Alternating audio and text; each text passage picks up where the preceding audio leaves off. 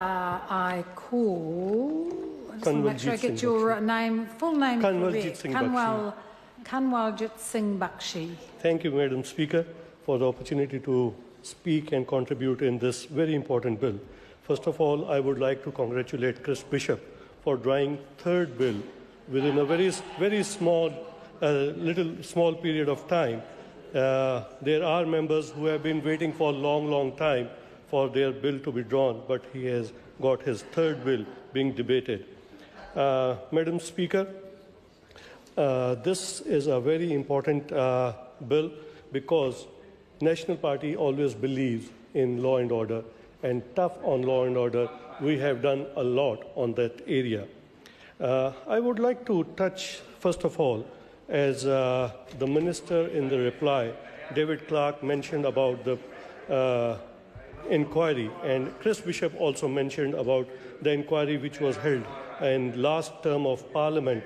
And I would like to read the recommendation which was made by the Select Committee.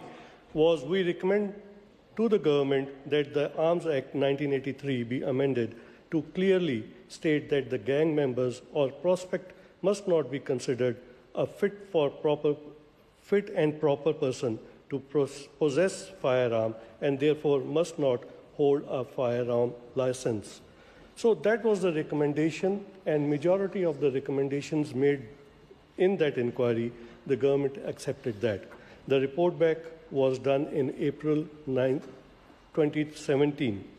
And the minority report by New Zealand First said, whilst the report recommends law change to prohibit gangs from legally owning firearms, it does not provide information or recommendation on the advocacy of the sentence given to a gang member and other criminals who commit offense involving illicit firearms. So that was a clear indication what that inquiry did. And I remember talking to the previous president of Police Association, Greg O'Connor, and he was very concerned about this issue. And today, what we are hearing, that the Labour Party and two of the members who were present in the inquiry were Honourable Stuart Nash and Honourable Ron Mark, who was speaking before a few speakers and angrily trying to narrate the history, what had happened. But they were part of this inquiry. And they mentioned this, and this was the recommendation of the inquiry to the government of the day, that they should consider this aspect.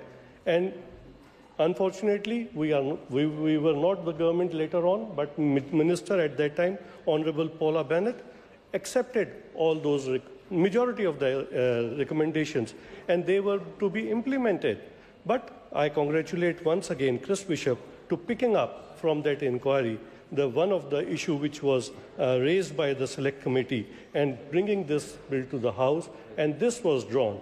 And I can assure you that there was a lot of concern about the gangs having firearms. And that issue was not only raised by the Police Association, but some of the other people who were involved. And here I would also like to acknowledge the people who legally own the firearms, and they are the law-abiding citizens. And in the inquiry, clearly mentioned that we are not trying to target the people who legally own the firearms or who are the license holder. There are about 250,000 people who legally have got licenses, and they are not the people to be targeted. So I think this bill is very important, and we should have this sent to the Select Committee. And I don't know why the opposition. We had another bill recently passed through this House, NAIT bill, which was of the Animal Identification Bill, in which we gave the authority for a fishery officer to do a search. And today we are listening from the Green Party and the Labour Party that we should not be giving any authority to the police commissioner who can authorize his officers to go and do a search.